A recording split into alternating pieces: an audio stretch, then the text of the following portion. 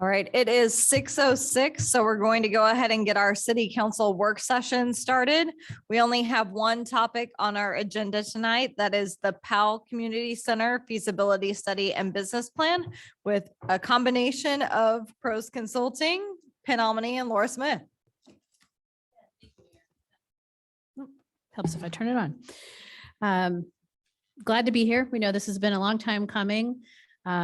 As you probably could tell from the work session packet that has been provided, we're not at the final stage of recommendations yet, but we wanted to take this opportunity to get in front of you and kind of begin to share out the tremendous amount of work that has been done and the data that's been collected as we move in that direction, get at least some preliminary thoughts and feedback from you all as we kind of move then through the piece of final recommendations. We do have a draft report that Penn and I are working through as well. So we hope that as we start into our 2024 budget discussions in particular, we'll have kind of that full set of recommendations for you. So with that, I would like to introduce Leon Younger with Pros Consulting, and he is going to give our presentation tonight. And please feel free, we have several slides. They were included in your packet. I've also given a hard copy there as well as the recommendations because I know for me, it's helpful as we work through some of these to circle and write and do all of that. But as we go through the presentation, as you have questions or need clarification, I know you don't need me to tell you this, but please jump in. You don't need to hold all of that till we get through the end of the presentation. We just want this to be kind of that back and forth flow in a work session. So with no further ado, Leon, welcome. Thank you. Good evening. Appreciate the opportunity to share with you where we are in our process. We're getting close, so it's taking time. Okay, so tonight I want to just kind of walk you through the PowerPoint that was sent out to everybody over the weekend. And just make sure if you have questions along the way, we can address them. So Robin's going to kind of help me out here. So tonight we're going to talk about desired outcomes for doing a feasibility study and a business plan. Just to clarify what a feasibility study, when we put this in our scope, is usually the feasibility study is built around recommendations for changing a building. We're not making recommendations on changing the building because you have a good building to begin with. But in a lot of times when we do a business plan like this and a feasibility study, there are elements of the facility that need to be changed, or updated, or changed out. And we're not making any we had discussions about it, but that's not one of our recommendations. From a feasibility perspective, only will tie to the pro forma. And whether you and Laura and Penn feel that the recommendations that are in there as it applies to the pro forma are feasible. Okay. So I just want to clarify that because everybody said, well, what's a feasibility study? What's a business plan? This is primarily 99% of this is a business plan, which is really an operational plan, how you operate your facility, how you price your services, how you program the building, what level of staffing basically is involved in it, and what kind of earned income do you want to get out of your building. And everybody has a different philosophy, just so you know.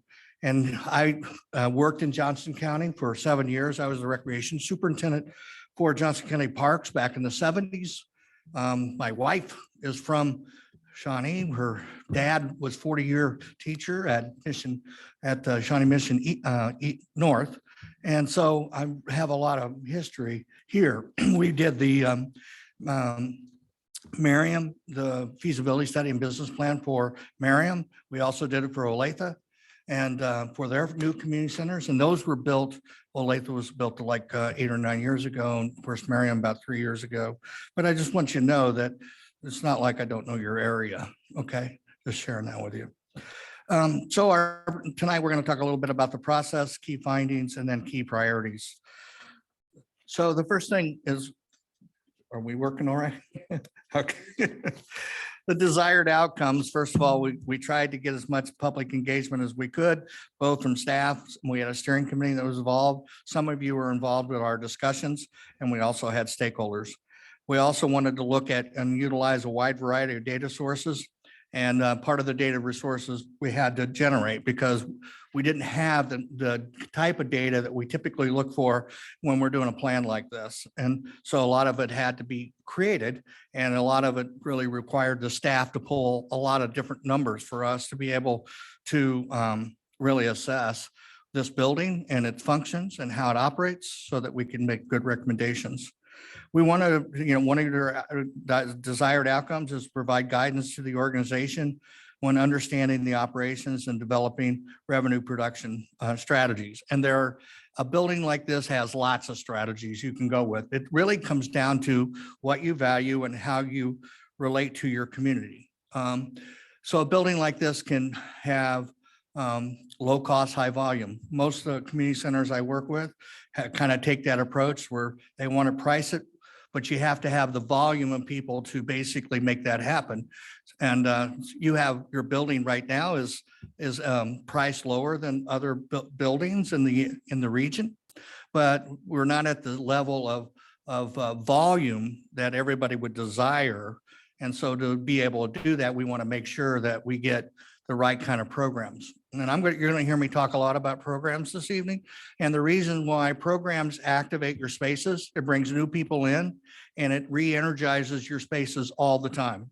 And it's an important component of who you're really serving and who you're not.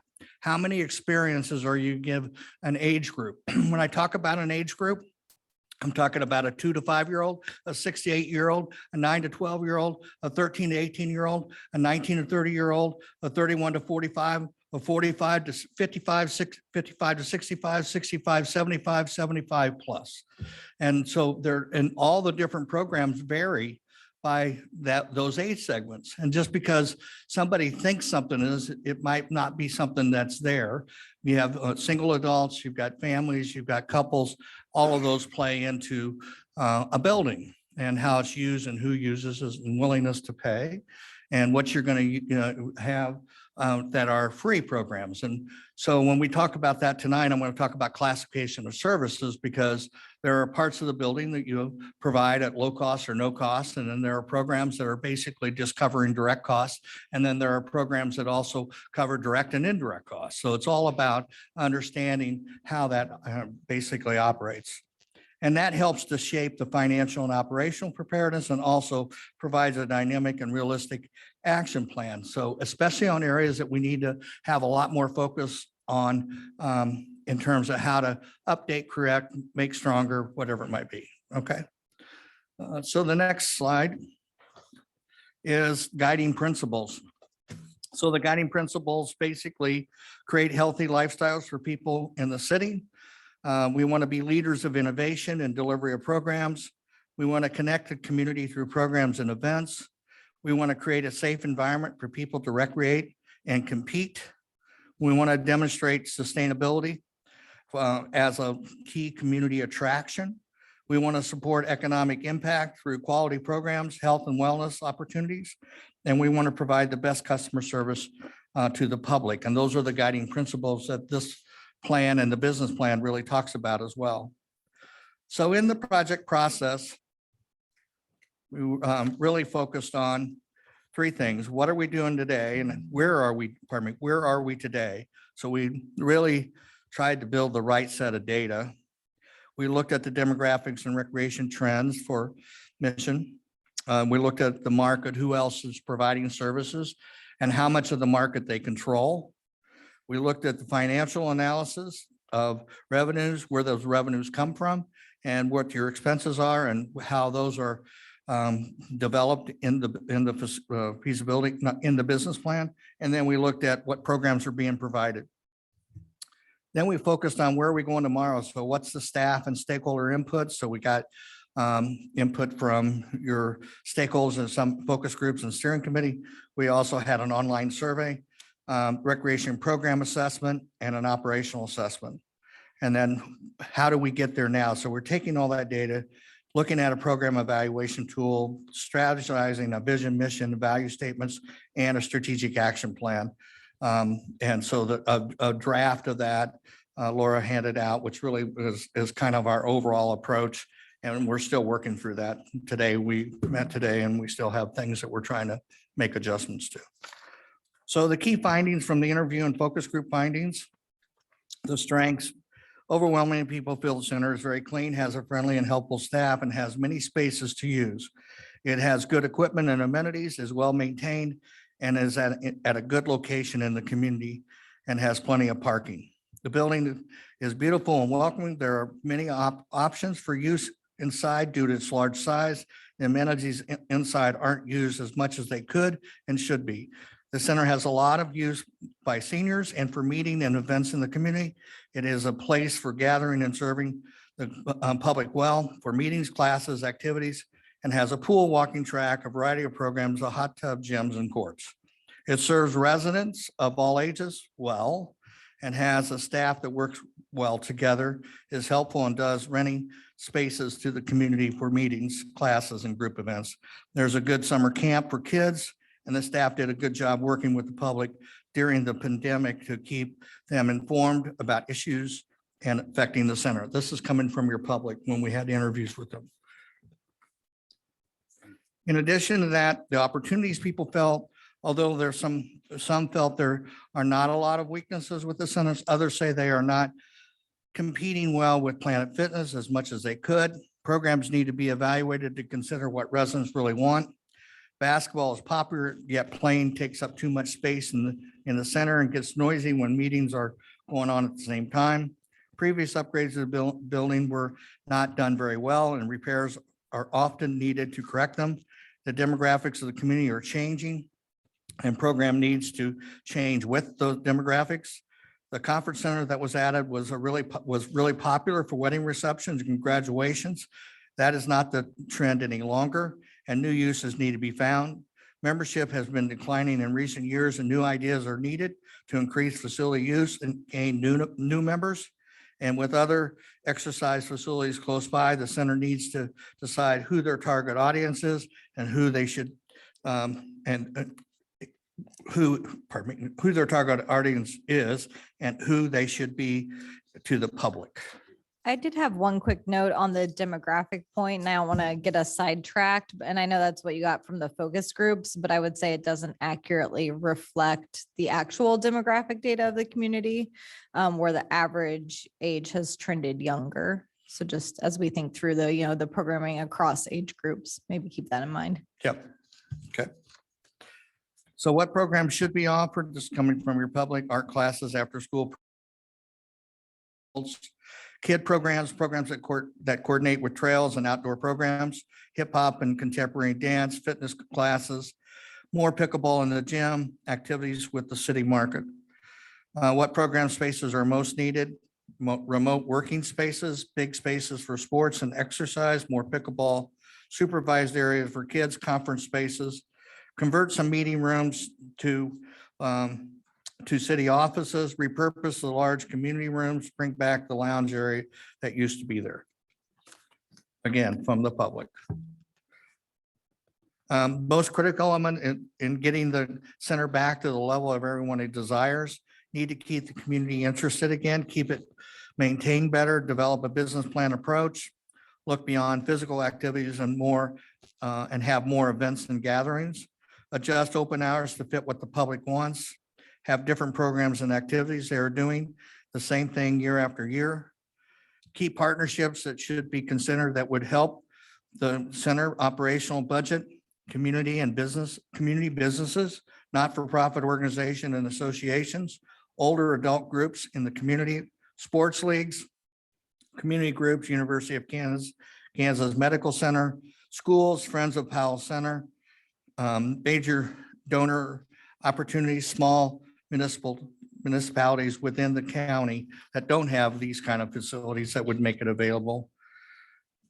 So highlights, what does success look like for the community center of the future? The future is good if they keep doing what they are doing at the center. We want it to continue to be a social and gathering place everyone can enjoy. That staff showed the public it is a good center even during COVID. With more marketing, it will be successful. More adult programs and things other than exercise would be good. And we want it to continue to be successful. So those are from the focus group and stakeholder interviews. From the online survey, Just take a pause there. Is there anything and that was a quick run through, but you all had a chance to review that. Is there anything there that surprises you in terms of stakeholder interviews or just feedback or thoughts on that? I actually don't know how valuable it is, to be honest, because it sort of contrasts with what we're saying. Like there's some things in there that people say that are based on perception maybe, or actually aren't true. And it's sort of like one of it says, oh, everything's good at the community center. Well, obviously not, or else we wouldn't be having this meeting. So, maybe it's not as, it's important to kind of keep in mind on maybe where the weather vane was at the beginning of this process, but I would hope we would be able to focus more on what Leon's group says needs to happen and what they are recommending, as opposed to, nearly a year and a half ago, what a group thought before we even got deep into this. That's just kind of my thoughts. Yeah, and I would agree. I think, one of the things we've talked about as staff with the consultant team is that, this is a snapshot. And I think we talked in some of our early stakeholder meetings about sometimes there's that sense of entitlement, right, that develops over time. And that would be one of our challenges. And I know Leon will touch on that as he goes through the rest of the presentation. But, recognizing that this is this is direct feedback. It may be based in perception. One of the conversations we've had is if, this is a community asset.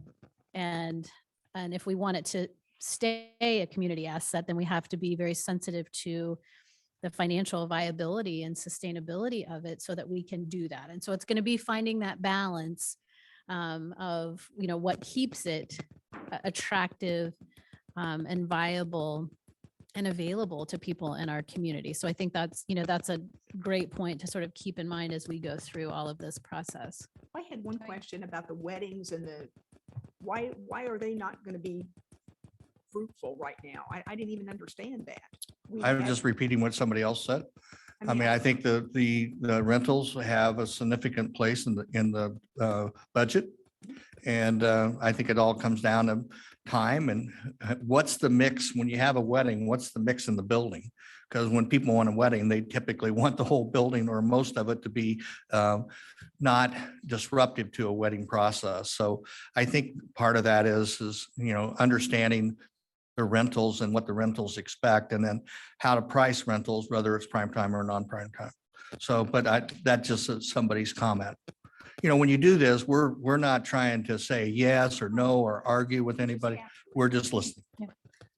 And I did kind of have some thoughts similar to Trent's and would caution against taking, sort of the snapshot data as the gospel. And I know that's not the intent, but just, taking it for what it is. It's not a, statistically valid community-wide survey on these points. It's just the view of some, and I would say more the view of those who do use the center than really getting a snapshot of those who aren't using it regularly and why, they may not be using it. So I think that's really important as we're thinking it through, and also maybe keeping an eye on who we heard from and who we didn't hear from. So I think it was on the survey data in particular. The responses look roughly equal across income categories, but that's not what our community looks like. It skews towards the lower end of the spectrum. So I think keeping those thoughts in mind and, the equity and access part in mind as we go through our recommendations. Yeah, and when you have a statistically valid survey, I know you use ETC and we've used ETC for 40 years. So I can just tell you that when it's statistically valid, matches the demographics of your community, on online survey typically is the users and non-users. If somebody left your facility, why did they leave? Okay, so we recognize that, but you have to, if we didn't say it, here's what happened, everybody would go, well, there's no public input in this process. Where did that come from? Right? Well, and the current users of the facility are likely the ones that we will hear from first as we think about any potential changes. So I think it's important to, absolutely to frame that and have an understanding of where those perceptions and feelings may be.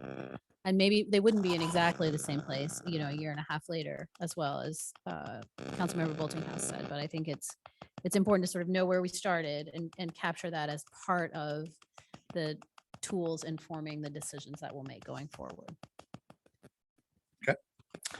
So the online survey, nearly one, again, online, had 157 people. We tried like crazy to get more people. We even left it on for another 2 weeks, hoping that people would respond, but that's what we got. So nearly 1/3 of the members visit the facility 16 times per month. 56% of the attend between 1 and 10 times per month. Just counting, 21% joined a discontinuing their membership. Why? 21% joined a competing facility. 18% wanted improved hours, to meet their schedule. 46% indicated other, which was the pandemic implications, hours of operation not being convenient, limited pool access due to hours, too busy. Okay. Their perception, 83% rated the PCC as either excellent or good, 14% fair, and 3% poor. Features most frequently used by adults: the weight room, indoor running, walking track, and aerobic fitness, martial arts, dance was more of the fitness-related programs. Features most frequently used by youth: leisure pool, multi-purpose courts, gymnasium for court sports. In terms of features most frequently used by youth 13 or younger was the leisure pool, multi-purpose courts, gymnasium for court sports. Respondents who strongly agree or strongly agree or agree, 90% of the survey responses agreed or strongly agree that it's valuable to them to have a community center. A community center should include event spaces and social gathering spaces. A community center increases property values in our community. The community needs more fitness, recreation, and social opportunities for youth and teens. A community center should generate revenue from user fees. And the community center needs more fitness, recreation, and social opportunities. And all of those were within 20% of each other in terms of priorities. So in this, there were different elements of resident membership rates, about the maximum amount that people would pay for residents or a daily fee. So you can see in each one of these categories what people's willingness to pay for a resident, daily, child, senior fee, a max amount they would pay for a resident, monthly, couples, and the minimum, maximum amount they would be willing to pay for residents, monthly, individual memberships. All this does, this just gave us kind of a range of how people and willingness to pay. Okay. And memberships are really driven by experiences.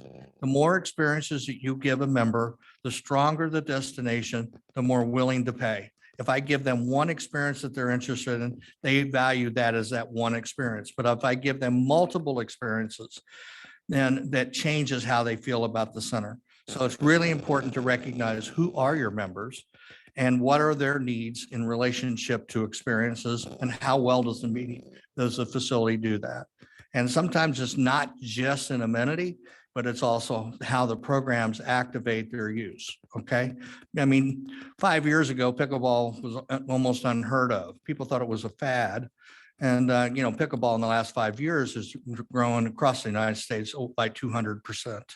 Okay, so when you look at these things like that and you see the growth of A activity, it's only going to get wider because it's going to be an Olympic sport, and it's now pushed into the grade schools, and kids are playing pickleball at that level. Before, people looked at it as an older sport, an older activity sport, but it's changed. So I share this with you with the intent that when we're looking at this, we're not just looking at what you're doing and how you're pricing your service, but where does your price based on your building type, the number of experiences, and who else is in the marketplace that's providing, and what's their rent, what's their rate? And so I'm just giving you that because that's how we view doing a plan like this for you. Okay. How do you factor in the don't knows? Well, people don't know means they don't use your facility. They might have used it in the past. Most of the time when people don't know, they're not a big user. They might have used it, but they're not a big user. So when people use a facility, 25 times a month or every other day, I mean, they understand what they're looking for, and they're usually tied to one or two activities. Okay, so other could also be people who only rented a space or went to an event there, but not necessarily use it. So, I mean, I'm just sharing that. Okay. So when we looked at the demographics, you can kind of see resident versus non-resident. And the non-resident really had 18%, which tells you people do use your facility outside of Mission. And then really how many years they've lived in your town, which is a pretty good balance. I mean, when you look at more than 30 and 40 years, there's a pretty big amount of usage from people in that category. Okay. And then demographics survey between male and female. This is a little bit different. We normally see it 50-50, but females make the most decisions for their family. And so they're the ones who typically develop the registrations for their programs. So it didn't surprise me, but normally we see it about 50-50. And annual household income, you can kind of see where this falls out in your community. With about 50% or 45% between 35 and 99%.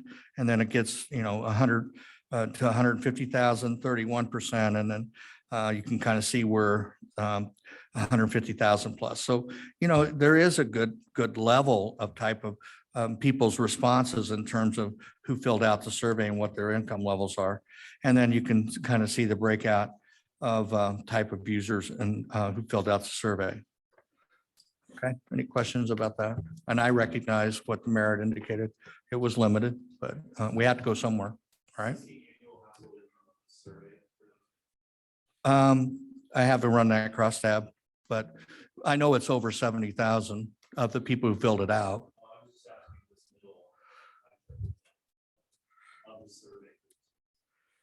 Yes. Yes, it is over. It's more like really more in the 99,000 category, or, you're about 100,000 to 150,000 was 54%. And so the full report will have kind of the annual income from the census data that will be reflective of the entire community. Yeah. And that'll give us sort of that comparison against at least the survey participants and how that stacks up. Okay, and the program findings, we really focus on age segments served, and whether it's a prime core service or a secondary. So with approximately 55% of the city's total population between the ages of 18 and 54, it is fitting that the adult age segment is highly catered to. Now, we've had a lot of discussions about this. Buildings can become adult-driven very quickly. And managing and programming for kids is a tough act to do, but it's one of the greatest things you do for your community because you create memories there.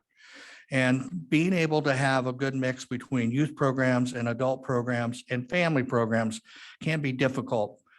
So I just share that with you because you'll hear more and more about that in the plan, because we do look at what age segments are served, what are their target, how many experiences you give them, and also how many programs you give them for both girls and boys, okay? The department has done a great job catering to the remaining 40% of the community by ensuring all age segments have dedicated programming. It is recommended that the department continue introducing new programs in order to answer potential unmet needs, and a particular emphasis might be given to teen programs, as this age segment isn't the primary target for any of the existing core programs. So you listed the 5 or 6 key core programs.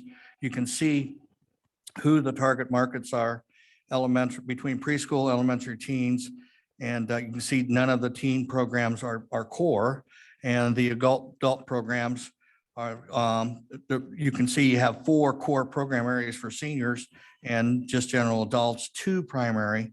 So again, why we're doing that is because it really demonstrates how the public is responding to the programs and who's using the spaces. And again, I said it earlier, the more experiences you give them in programs, the stronger the destination. I know that's hard to hear, but that's really how these buildings work. Then where programs are in their life cycle, and every program has a life cycle, even softball. Back in the 70s, people said it would never die. Well, it lost 33 million players over a 10-year period. It's back, it's coming back. Tennis did the same thing. Tennis in the 70s had in the neighborhood of 30, 40 million people playing tennis, and it went down to 8 million, and now it's back up around 18 million. So I'm just sharing with you, all programs have a life cycle, but the ability to actually keep them activated requires changing in the programs and how you deliver the service. So the life cycle assessment depicts a rather healthy program distribution. Approximately 50% of all the programs fall within the beginning stages of introduction, takeoff, and growth. These beginning stages provide the program an avenue to energize the program offerings and ensure the pipeline for new programs is there prior to programs transitioning into a mature stage. 22% of the programs are identified as being saturated, 12% or in decline. So when you look at that, we're always evaluating. It's hard, when you create a program, it's hard to let go of it because you created it. And people who are working in these facilities, they get very narrowly focused and they want to serve a certain group of people because they like them. And it's hard to let go of a program. And so consequently, that's part of the job of the director, and to really make sure that these programs are turning over so that you're not getting into less and less and less, and people kind of occupied and own the space and they don't want to share. Okay. COVID-19 had significant negative impact on a lot of community centers. And we're working with a lot of facilities like yourself. Most of the facilities are back to 70-80% of where they were prior to COVID. So I'm just sharing, and nobody's there yet, but a lot of people are. It just takes time to re-engage the users, and so they believe you that you're actually serving them. In terms of program class, Can we take a break? Can we go back one slide? I just want to touch on a couple of things. And so the live part of what has been done in the analysis so far is PROS has worked with the staff to categorize and go through that life cycle analysis of all of the programs that we offer. So what you see there, I just want to be clear. So that blue column, the first two columns are where our programs fall today. So that's a look at a snapshot of where each of our programs were in this life cycle. And so I think, Leon's comment that, we've got the recommended distribution. And then so that last column, we're good, but you can see we have work to do between kind of those that are in that mature and saturated and decline stage, and sort of some rebalancing there. So I think that's really helpful information for Penn and his staff as we move forward to think about program offerings and how to set some of those benchmarks moving forward to look at making sure we've got programs in the right place in the life cycle. Go ahead, Trent. I just had a quick question related to that, because I know we've had some issues with data collection in the past. Do we have kind of a plan going forward on how to consistently capture this kind of information to be able to track this correctly as a result? Okay. all of the data we collected is a baseline for the staff to move forward on. And there's a tremendous amount of data. So everything becomes a baseline as of this report, and the staff can use it over and update it. Really, we talked about monthly and quarterly and yearly.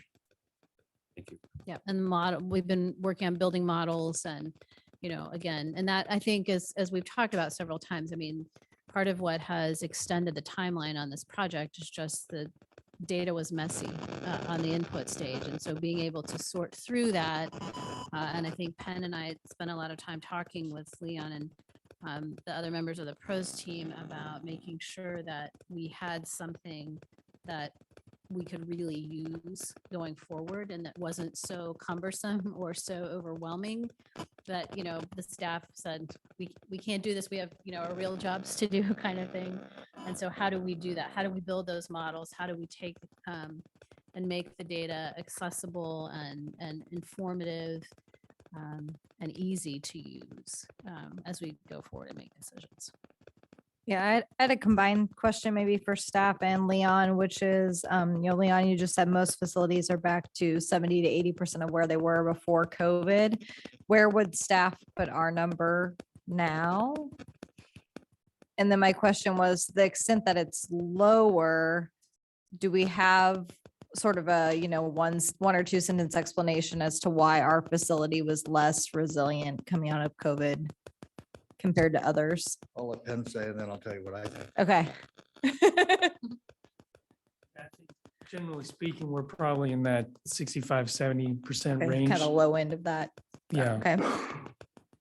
And one sentence on why. It can I be believe that? longer, but I just Okay. don't want to completely sidetrack us. Yeah, so generally speaking, our participants, at least on the senior side, were more reticent than I think a lot of maybe other demographics would be in returning. So that kind of slowed the process.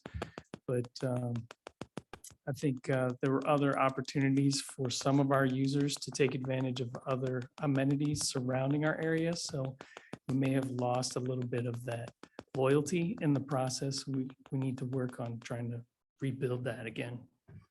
Okay, so you thought the pre-COVID focus or heavy users trended possibly to more seniors than other community centers as part of that? I think that's part of it. Yeah. Okay, And then I think people who used us as a location that was convenient may have transferred their loyalty elsewhere. And what do you think, Leon? Well, this is just my opinion, okay, but I do think how people started up their facilities when COVID, some people got going sooner, other people didn't.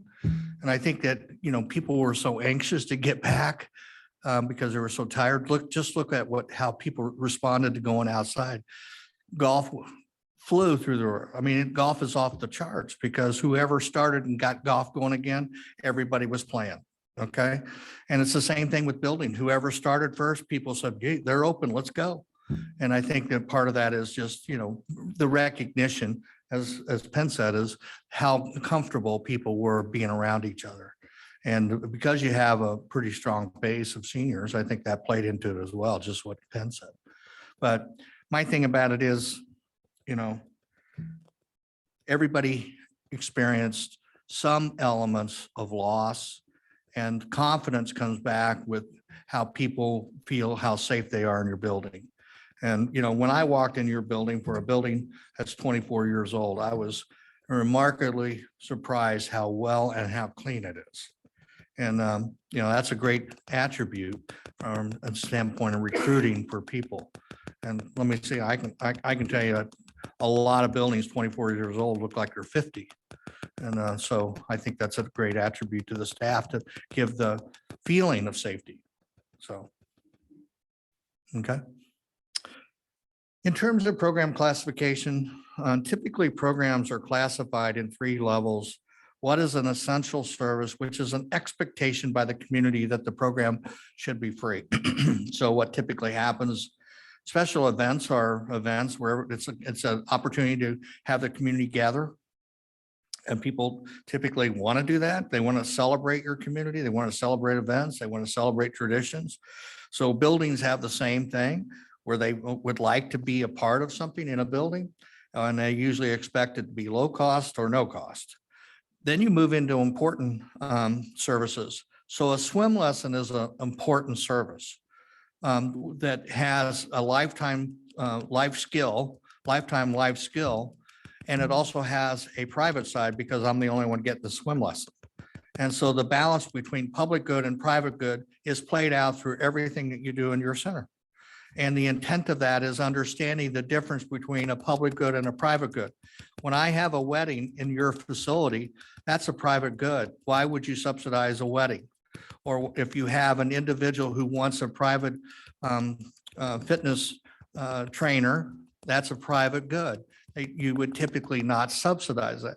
Understanding the true cost to deliver the service, not just the direct cost, is an important level of classification. And how services are classified demonstrates how it needs to be priced between a public good and a private good.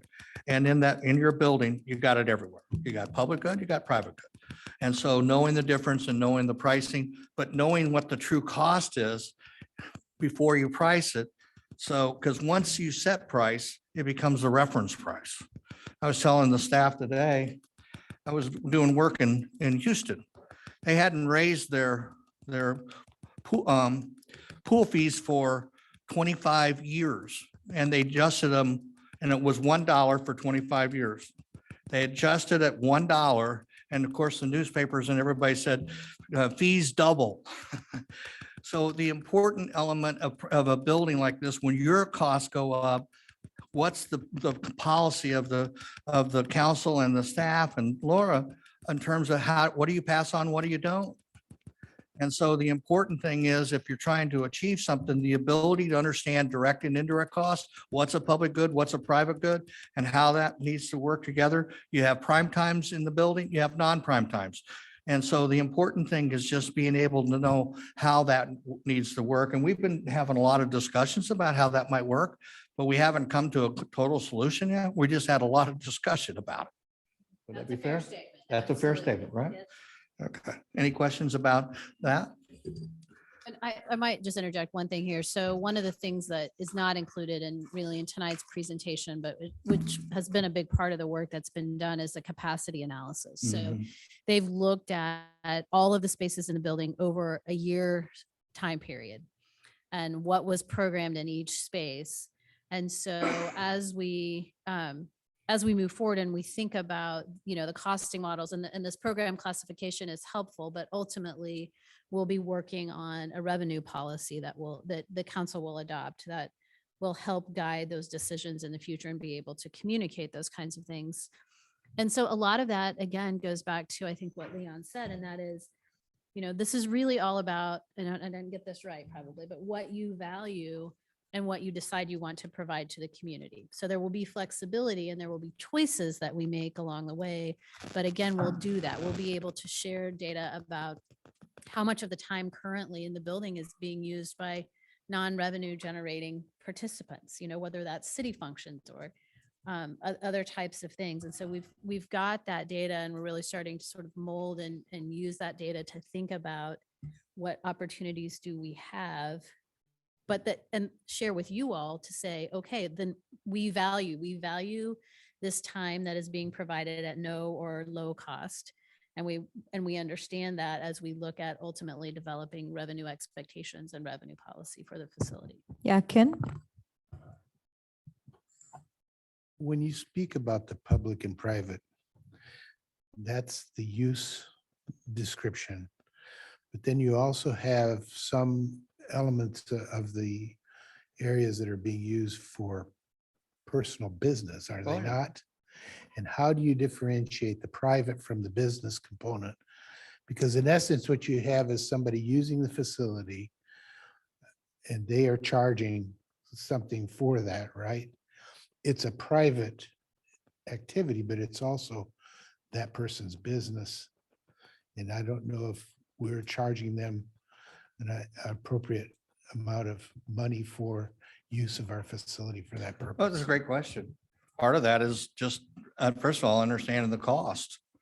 And once you understand the cost, then you look at your space and said, well, we have a hard time selling this space, but if we sell this space at a non-prime time, it brings in new people to see our facility. What's the value of that? Because it's helping to market the site. Unfortunately, in public parks and recreation, a lot of people make money off of public facilities. Unbelievable. I'll give you a good example. We were doing work for the city of Las Vegas and they got a 20-field soccer complex. They rent that out for $10,000 a weekend.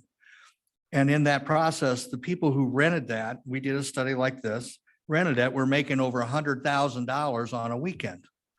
And so in the process of doing that, the city thought they were making a lot of money at 10,000, but they gave up 100,000. And so people, they didn't have 1 ounce of capital in that facility. So you have to look at it and say, okay, what's the purpose and how are we doing this? And what is our true cost? And we have to make a decision about whether it's private and they're generating money off of a public facility with no capital investment, how do we deal with that? And so part of our work in calculating costs is what is that public investment and part of our pricing program. I'm just sharing with you because it happens all the time. I had a question that I was going to hold with the executive summary piece, but then you both have been talking about values. So I thought I would jump in with it, which was, I don't want to put them in opposition, but I guess I have a question about how you all are thinking about some of our values and feasibility and where they might align or not align. So, there are the comments about, no more than 10% discounts for certain groups, that pricing should be targeted to the 80% of users who can pay. So when we get to the end product, are you envisioning that we'll have different scenarios at different cost recovery percentages? Like if you shoot for 70%, let's say, then you can only offer a certain amount of discounted memberships. But if you say, we value that, socioeconomic diversity or that communities for all ages piece and having it, affordable for seniors, affordable for lower income households, et cetera. So we're willing to drop it to 65, but then we need to know what gets us to 65. I just wondered how those pieces are being worked through as we come to the full report.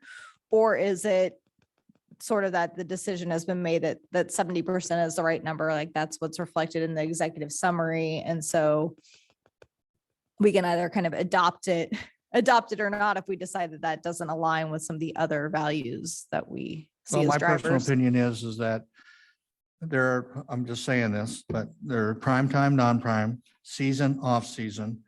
And when you look at who you want to discount for and what the program's purpose is, makes a big difference in terms of what you're willing to do. And I was talking, to Laura and Penn about this today, but the majority of the agencies that are public agencies that have a building of your type typically is a neighborhood between 70 and 80% cost recovery. Mhm. But I also have a lot of agencies that want to be 100%. But it's all comes down to how much entitlement do you incorporate into your thinking? And I said this to Laura before, every time you say yes to something, Mhm. the first question is, if I do this, will I entitle somebody? And entitlement can be good and it can be bad. And the big thing is where it sets a precedent, because what happens is when there is entitlement in an organization, when you want to change something, it goes political. Because then everybody wants to yell and scream because they felt like they've had a good deal for so long, they don't want to change. The big thing is, what is it that the council has? And when Laura said about having a pricing policy, we need a policy that they can work with. We need a policy that you all would say, hey, Leon, this is fair.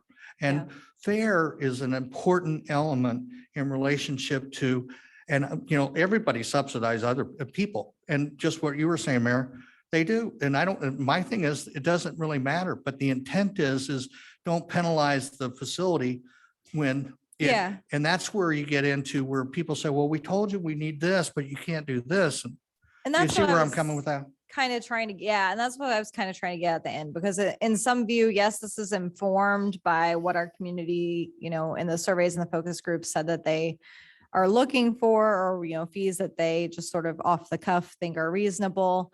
At the end of the day, I kind of view this as a professional recommendation that says, this is how you achieve some degree of solvency for this facility. And I think that that's, in my view, what the report should be and what the recommendations should be. But then I'm wondering if we will also have, sort of alternate not recommended scenarios that would be, yes, if you think it's important due to your community values to pursue these other pieces, then we think you can, do that and still get to 65% cost recovery, or do that and still get to 60. And then, we'll obviously as an organization have to figure out where that money is coming from. And do we put that value ahead of, other things we're trying to achieve? But in terms of the end product, I think it would be helpful if we have something, at least in my view, that shows us, that kind of doesn't get muddled, that shows us what, if 70% is the right number, if it's 75, kind of what that professional recommendation is. But then kind of, I guess, some choose your own adventure lines too. Yes. If you make this Yes. policy choice, instead you're likely to hit 65% cost Yeah. recovery. Does that make Yeah, sense? no, and I think you're absolutely right. I mean, I think we picked that 70% target. In fact, this afternoon we talked about it and I said that part of what we want to hear from you all tonight is how close are we? Is that, we sort of have been working around that, knowing that it could go up or down. And I think that is a target that we've landed on over the course of the last year, because we think in a reasonable period of time, based on the pro formas that we've been working on, that that's something that we could attain, right? But absolutely, I think the benefit of having the data and having the models and understanding how the pieces of the puzzle really fit together is what's going to allow us to do exactly what you said, Mayor. And that is to say, okay, and we had this conversation probably in one of our first meetings right out of the gate. And I think we've talked about it in at least one of the stakeholder meetings. We could say, we only want to have 40% cost, right? So if there, we have to think about, but you have to understand the financial implications of those decisions. And that's what I think the benefit of having a business plan model helps us to do. It doesn't mean that we're running the center like a business, that it has to, be 100% profitable. It still is just saying that we have the tools in order to be able to inform the decisions so that we can align the operations with what our community values are. That's exactly right. But, I want to also say, I mean, you got a beautiful center, but that center is really built for more people than 10,000 people. I'm just sharing with you. See, that's the kind of stuff I like hearing from you. Like, I would like to hear, hey, this is what I looked at. These are the things that we identified. This is what you ought to really be doing. Like, Yeah. that's the meat, I think, of why we're here. Yeah, but it's all in there. We're just trying to make sure you're okay with it. Yep.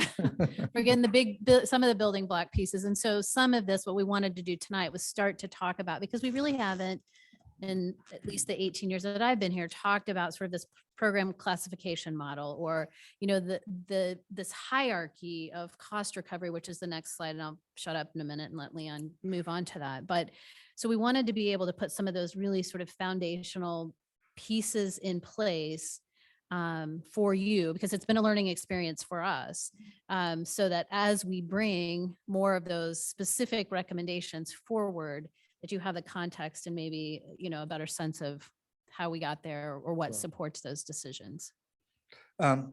Really agree 100% with Laura.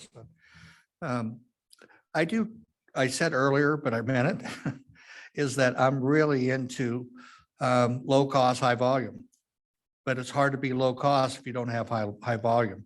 So you really have to know your audience well, and you have to know what people are responding to, and you have to put the greatest, best teachers, instructors, coaches in front that people are connected to, that want to take the program, be a part of the class, whatever.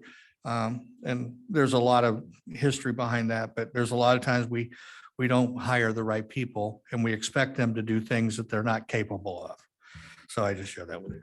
So anyway, this model just demonstrates what community benefit, and a typical cost recovery is on the right. So high community benefit, 0 to 20% cost recovery, considerable community benefit, 21 to 50%, balanced community and individual benefit, 50 to 70%, considerable individual benefit, 71 to 100, individual benefit, 100 plus. And that's a really good guide to go by. And one of the things we have had a lot of talk about is classifying your services. Every time the staff comes here before you to present their budget, you can see all the programs, you can see exactly how they're classified, because that helps you to understand the why behind it. Okay. And I know it's hard sometimes to make a change when it comes to pricing, because to be honest with you, most park systems price to direct costs, not indirect costs. And the indirect cost is sometimes a lot higher than what people think it is. And a cost per square foot, it can really add up. And so I just share that with you because we've had a lot of discussions about that. Okay. Next slide is in kind of the action plan priorities. I know this is high level, but the intent of this plan is to operate in a business model. And what Laura said was absolutely true, that the business model isn't about making money. It's about a cost recovery goal that is efficient and fits into the value system of your community. And so I share that with you. Maximize program options to activate spaces. Your current building has a lot of spaces that aren't used. okay? So, and you're maintaining something that doesn't use. It gets used, but it's not used at the level everybody thinks it should be. So that really requires the staff to have lots of different program strategies for how spaces can functionally play. So I might say, well, this is our rental space, but rental typically happen late afternoon or maybe lunch or maybe late afternoon or and weekends.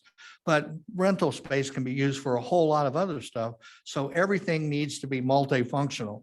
So every space, we need to identify what are the function that this space can accommodate.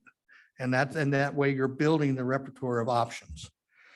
Update and add new recreation related programs and events. And so we're well into discussions on all the options.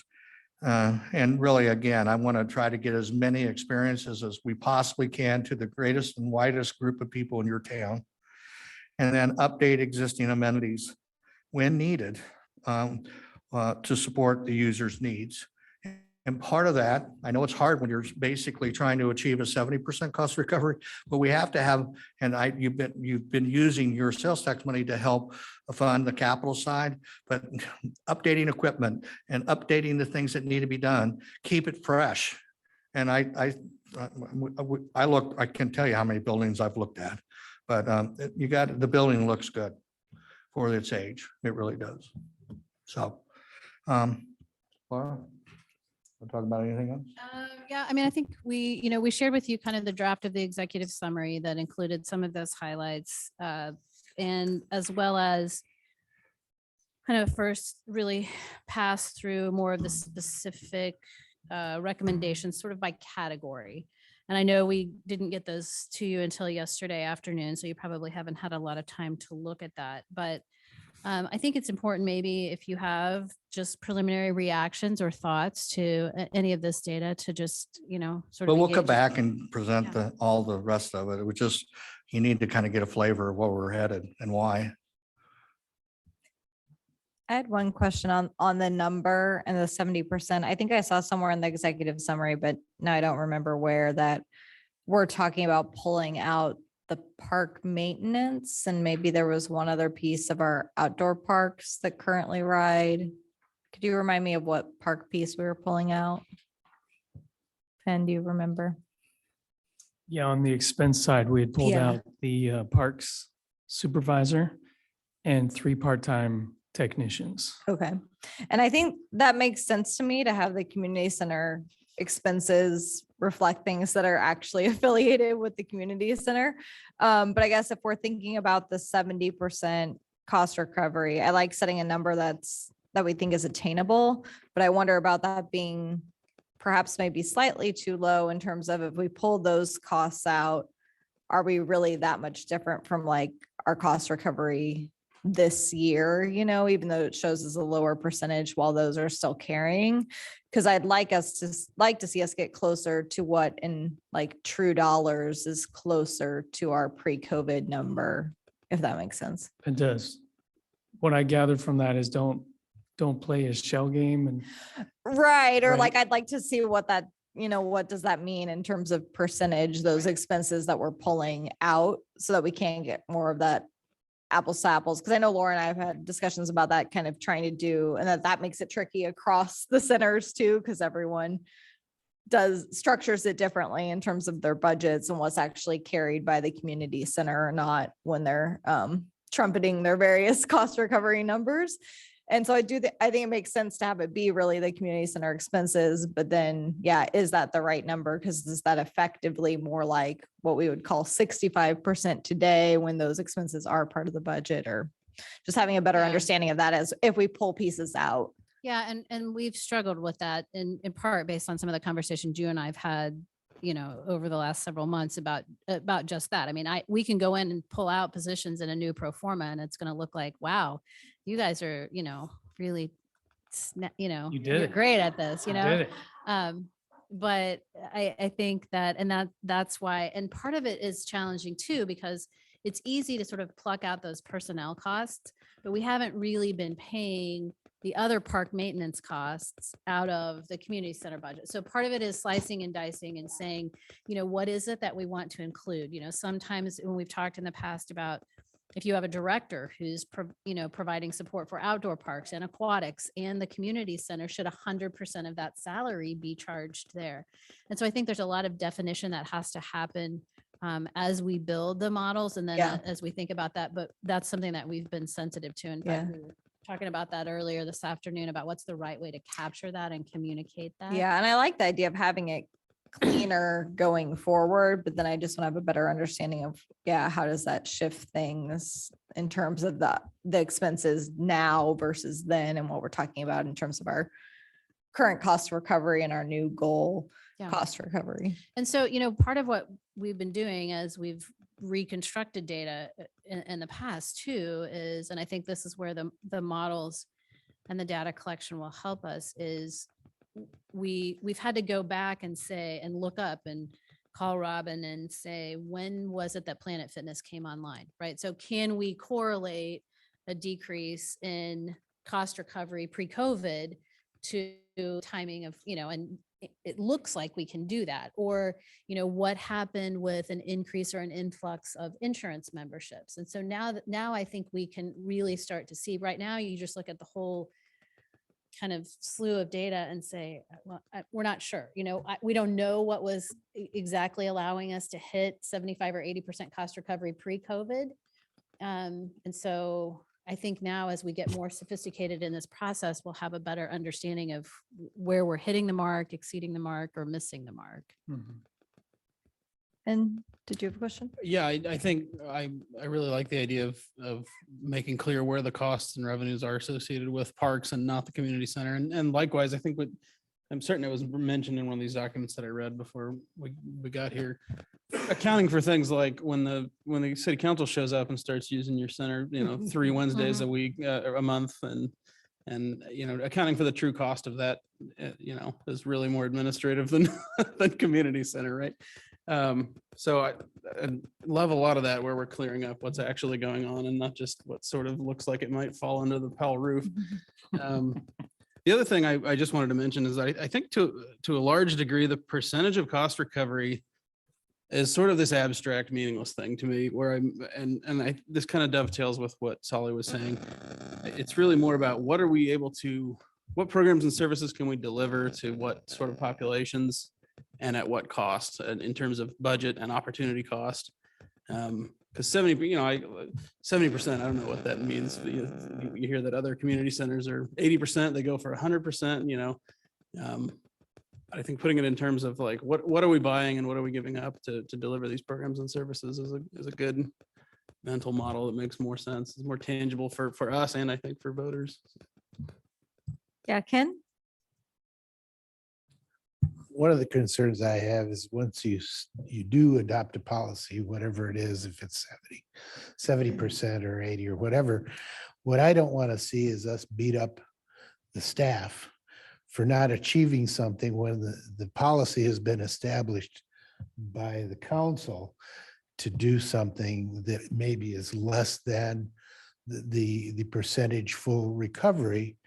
And then we sit and beat up the staff for not achieving what we've said as a policy. And that really concerns me because we don't expect that, for instance, for public works. We don't expect that for public safety. And so to what degree is it a public service versus what we're asking them to essentially make money for us? I also have a question about this discontinued membership. There's a large part of this pie that is other, and we don't have any sense of what that means. So I don't know if there's any way that we can capture why the discontinuation of membership when you have almost half the pie as other. And so we're missing some Well, I remember information. that's 157 people who took that survey. Okay. Right? All right. So that's That's- specific to the okay. survey. So pull that back out a All little right. bit. And then I believe there is a recommendation that talks about a more concerted effort as someone leaves the center to understand, kind of the reason why. And I want to piggyback. I think, the mayor and council have heard me say this before about cost recovery. I think as I've gone through this process and I've seen the sample revenue policies that we've been looking at and beginning to think about what ours and how ours might be structured. Having that in place, I think as someone who has lived through a variety of different councils and cost recovery objectives and goals, that's part of the challenging thing for staff, and particularly the staff at the community center, is when the direction can change every 2 years or every 4 years in terms of what those expectations are. It's really difficult to be able to pivot and meet that. And so if we can get to a place where we very thoughtfully developed a revenue policy based on our values, and it's something that we can go back and refer to, other than just we want to achieve 70% cost recovery or 80% or whatever that number is, I think it creates more stability for staff as they think about how to program the facility. And Penn may disagree with that, but that's my perception. I don't disagree with that. I believe data gives you a way to measure your team and builds in accountability. I think it's a fair point. What Councilmember Davis said is that there may be different iterations of council who all of the sudden, like Laura mentioned, just kick it up a notch, and that does place undue stress on the team. And so, yeah, if we can thoughtfully think in terms of long-term and, referencing Councilmember Chosey's feedback that the number is a helpful benchmark and it's not the end all be all, but that accountability is there for our team. And as long as we're not pounding the desk with it, I think it can only help us try to reach that goal. I just had a couple of comments on the programming side, and I know we didn't get a lot of that in the executive summary, but I know we had some discussions at the outset about thinking about this as a community center and not a fitness center. And so far, it kind of still reads like fitness center recommendations to me. And I know there was one comment about a maker space, but then there was also talk about adding athletic leagues, which actually I like that idea, but I think we saw some comments in the limited survey and focus groups of thinking outside the box on the programming, arts or partnering with KU Med or, adult ed classes or different things like that. So I just wanted to make sure as we move forward to the full report that stays in play. Absolutely. In fact, pros shared with us a almost comprehensive list of programming that you can consider.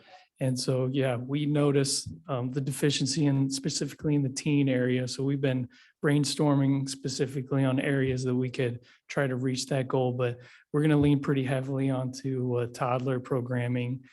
I love the idea of arts because there's such a, it's such a valuable part of the community, and it seems like there's got a good foundation just in the region.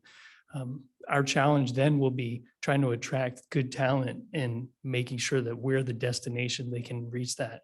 Well, and I think too, part of it is I would challenge us all to think about what we mean when we say we want it to have space for community. Because what is that? Is that free space where people are just gathering? Is community a center that is programmed to be reflective of, ethnic or age demographics in your community?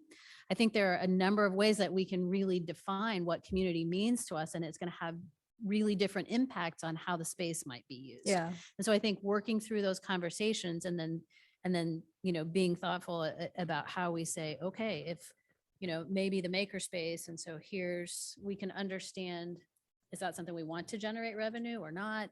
But I think there are a lot of different ways, because oftentimes I found myself thinking about community as being, okay, well, that's an adult lounge for coffee, or that's just that gathering space. And I've tried to sort of reorient myself to say community can mean a lot of different things in that building and can be reflective of a lot of things that we value. Mm-hmm. Yeah. And I think if you program to meet interests beyond fitness interests, you're probably going to get a lot more of that if there are different ways for people to come together other than in a group fitness class or a sports league. Mm-hmm. Yeah. I love the idea of the classes, whatever it's going to be, cooking or language or whatever, stuff that's going to fill up that space that's not used all the time. That's great. And I also want to say, I think it's it's important to remember, we can't put the entire burden of like community space for the whole community on this building. I think we also have to look at, if that's something we feel like we're lacking, we've got to look at land use and development and all that. Certainly, I think a better mix is a good entry point there for the community center. One of the elements I did kind of hone in on was they want the entryway room where people used to sit and talk with a TV back to that versus with equipment. Was that correct? Did I read that correctly?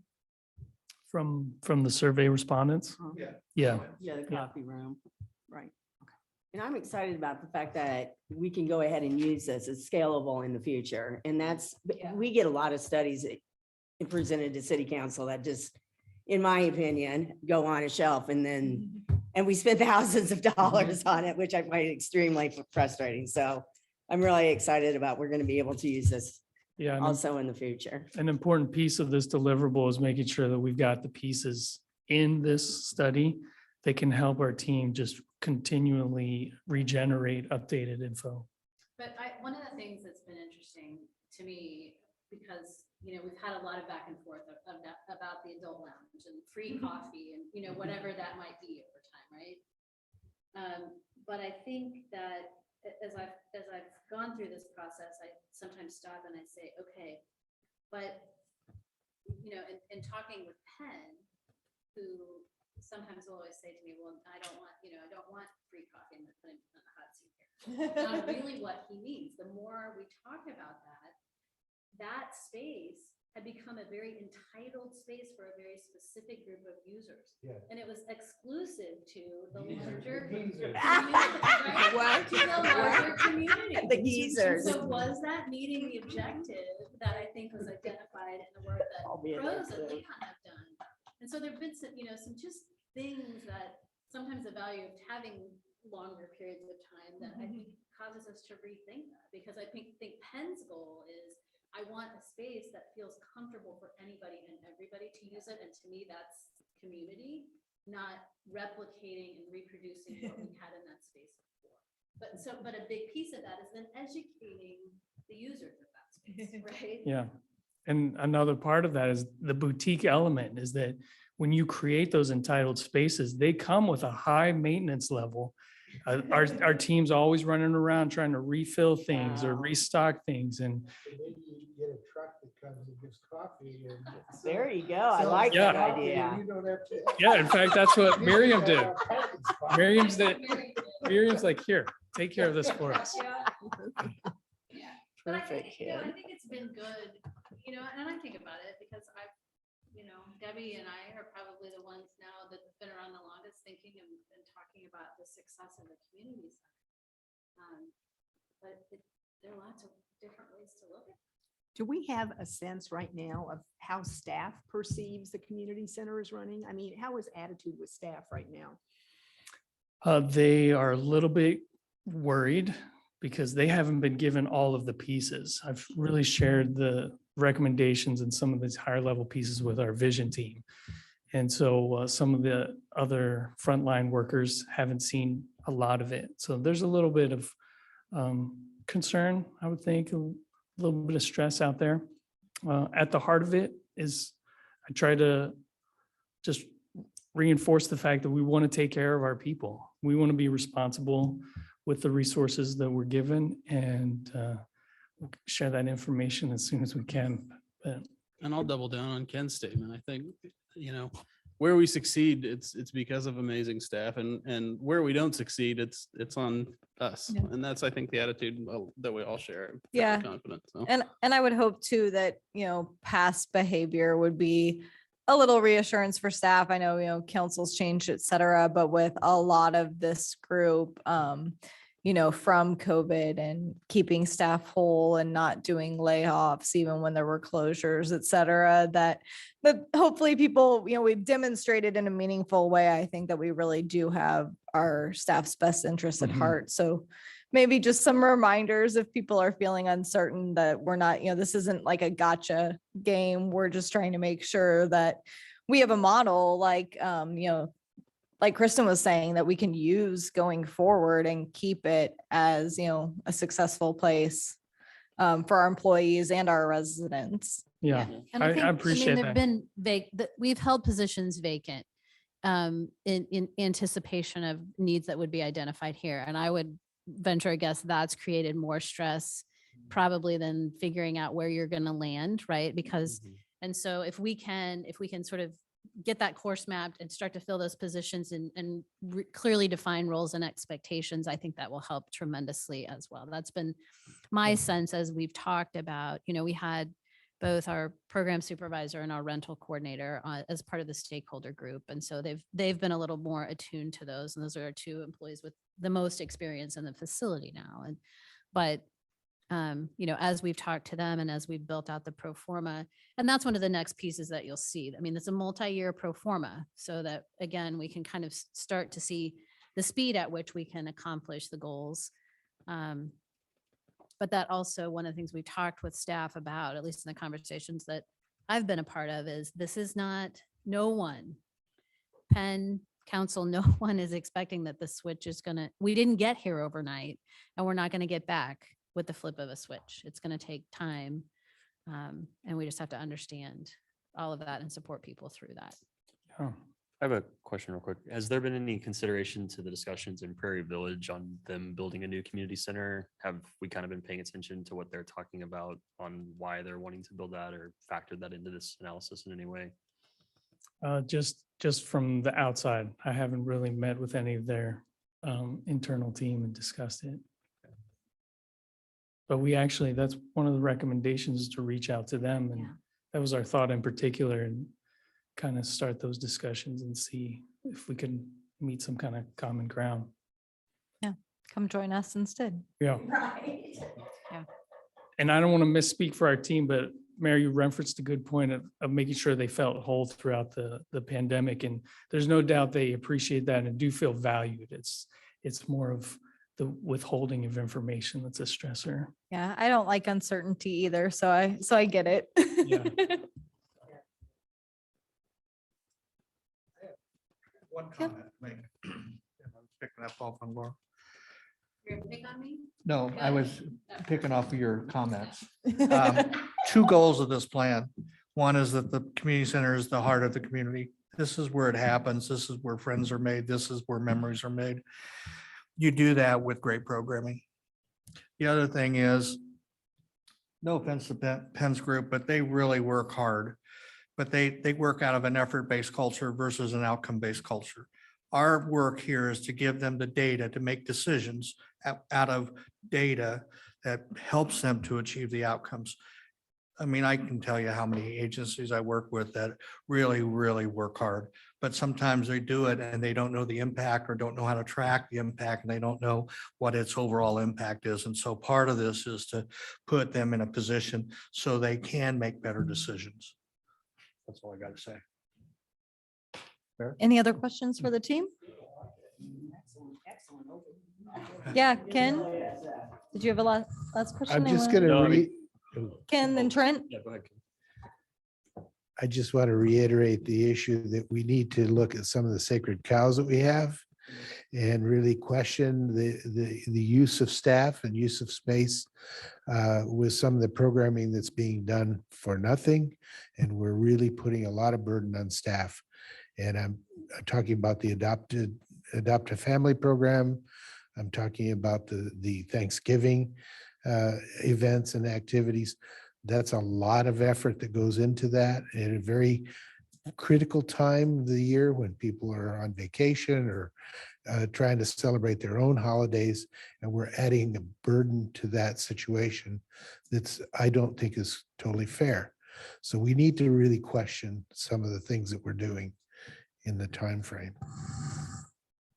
Trent, did you have a comment or question? No, I appreciate the support. I'm glad we talked about things kind of high level and strategic on values that don't depend on year over year. But at the same time, I'm glad that there's also things in here too. Like I saw, opening on Sundays is a recommendation. Like, yes, that would be great. And What's the stuff. #1 recreation day in the country? Yeah. Yeah. Mhm. So, I'm just saying, we've already had this discussion, but it is.